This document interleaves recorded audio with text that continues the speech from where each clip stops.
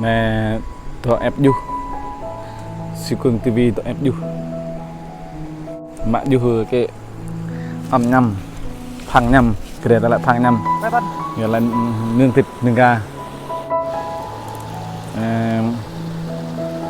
cường siêu tivi nhé mọi người.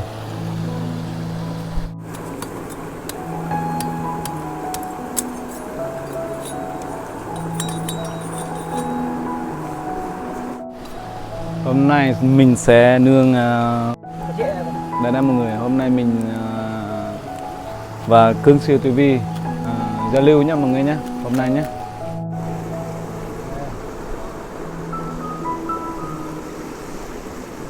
Quá chưa chín nữa đã nói thơm rồi nhưng mà thèm ăn quá. Sáng giờ chưa ăn rồi nhé, đói quá hết rồi mình nhá. Đang làm thịt nướng, đang làm thịt nướng mọi người nhé. Đây là thịt nướng nha mọi người nhé, thịt nướng nha, đây, thịt nướng nha.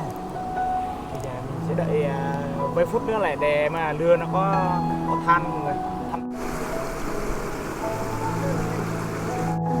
Xem hai đứa nó đang xảy nhau mọi người nhé.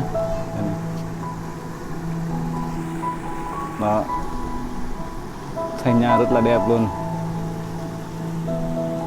phong cảnh ở đây là rất là tuyệt vời mọi người nhé.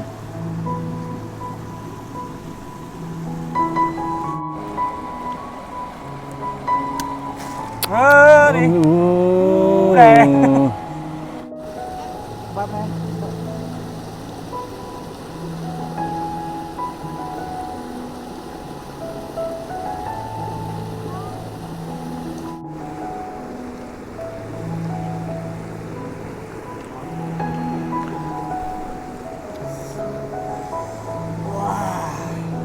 Ăn rất là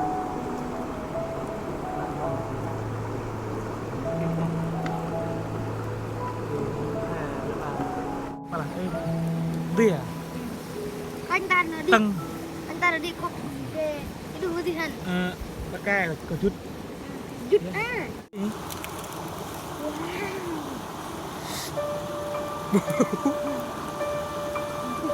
có chứ bên anh ngồi đâu đó bên anh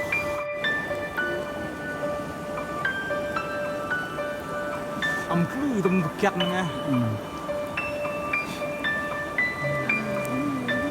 Mứt mình ta qua mứt luôn.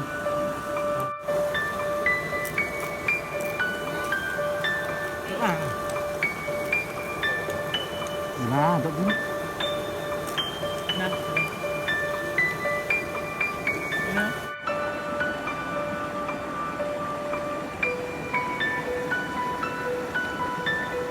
Đây sini Pak.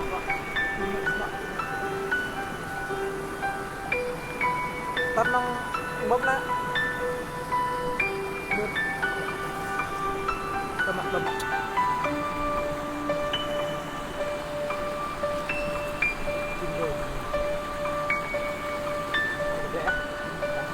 Có có ra luôn có Xem bịp. Em đưa vào xe.